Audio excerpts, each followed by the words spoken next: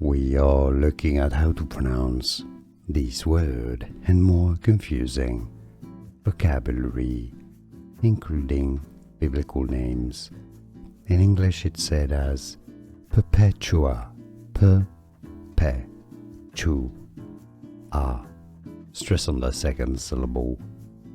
We are looking at how to pronounce this word and more confusing vocabulary, including biblical names. In English it's said as Perpetua, Pe-pe-tu-a. Stress on the second syllable. Here are more videos on how to pronounce more confusing words and names too many mispronounced. Like this video if you found it useful. I appreciate your support. I'll see you soon and thanks for watching.